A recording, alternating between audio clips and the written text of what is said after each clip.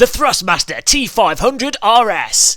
It may sound like a device for putting smiles on women's faces, but it is in fact a force feedback steering wheel for people that like to play driving games, or more precisely, driving simulators. Now the Thrustmaster T500 RS will set you back approximately £350, which of course, as everyone knows, is the exact same price as the Lexmark MS510DN laser printer, a Roper Rose Lux 350mm tall bathroom storage cupboard, or the price of 2 skydive lessons.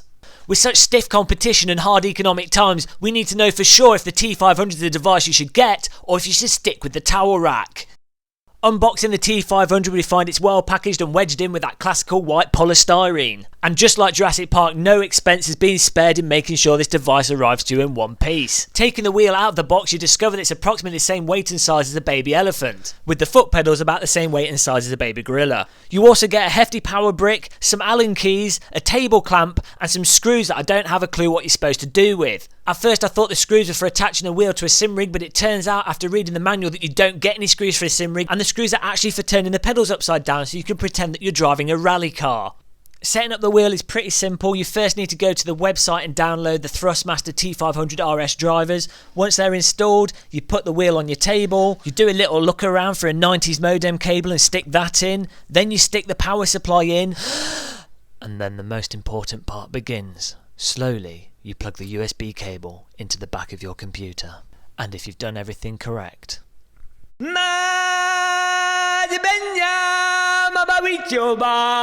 life emerges in the form of a 1,080-degree rotation of a force feedback wheel.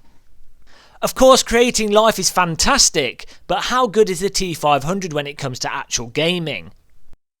To find out, I'm going to jump into all the major simulators and give a quick analysis. For some more in-depth videos, click on these links here and here and here and there.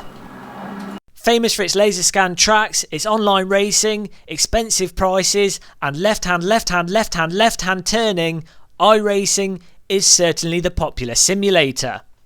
I jump into the skip barber to find out how it feels. Immediately I notice that the T500 has quite strong force feedback. Driving down the straight at full speed, the wheel will jostle around in your hands. The jostling and general feedback did feel somewhat dampened, but at the same time it was quite nice and responsive and certainly added to the immersion. Turning into corners, the force feedback gives a good degree of conveyance as to what the car's doing.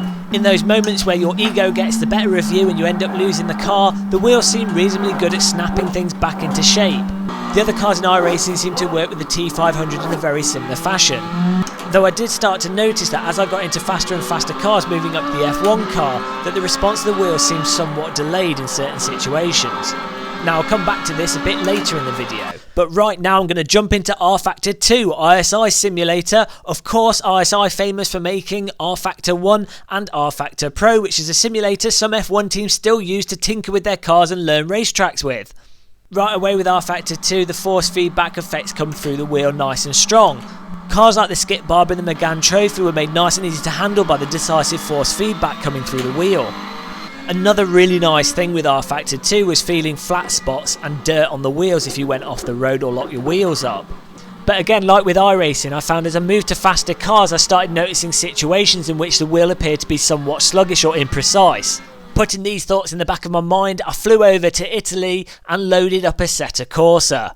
Now Assetto Corsa is one of the only PC sims that has a good selection of supercars. Supercars, for those that don't know, are cars that are crippled in that they don't work well on a racetrack and they don't work well on the road either, unless you want to get arrested or drive into a lamppost and die. Jumping into the Ferrari 458 with the T500 was quite a delight, with the wheel tugging left and right as the car went completely out of control, nothing to do with my inability to handle the beast. After a cup of tea and calming things down a bit, I started to get into the feel of things. It was really nice to be able to let go of the wheel and have it spin round, correcting the car for me. A bonus of the T500 spinning around so fast is that you get a nice little breeze on your fingertips, making you feel all sophisticated and posh. But again, as I moved from slower cars to faster cars, I started noticing the wheel feeling somewhat sluggish and the return speed not being good enough to correct the car in certain situations.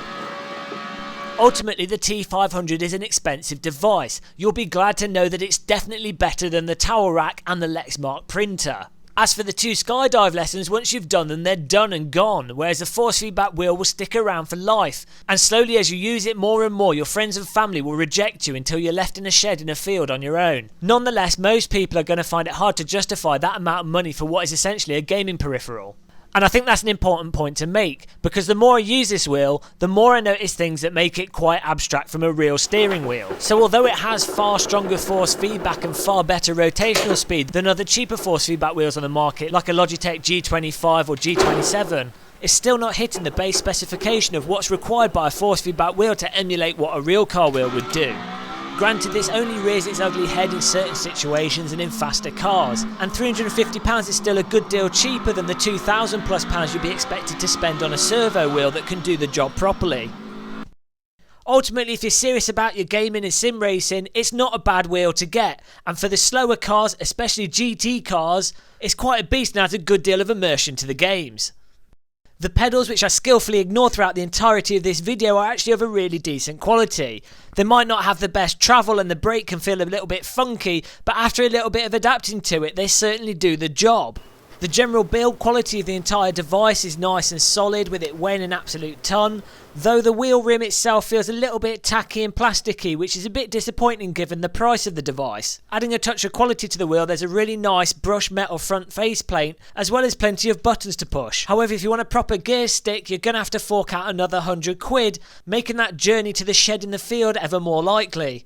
So finally, if you've got £350, you're somewhat obsessive about sim racing, and you want something that adds to the immersion, then you can't go wrong with this wheel. However, if you're looking for raw lap time performance and that's your main criteria, then there are other wheels on the market that do that for cheaper. Be aware that the T500 sells for many different prices in many different shops. If you are going to get one, hang out there and wait until it drops below the £350 price point. I hope this review of the T500 was of use to you. If it was, click the like button and then click the subscribe button. There's also some more in-depth videos about the T500 here, which of course is the same link that I linked multiple times in the video, so if you're lazy you can just click it here at the end instead of going back through the video. I don't know why I put them at the start of the video, to be honest.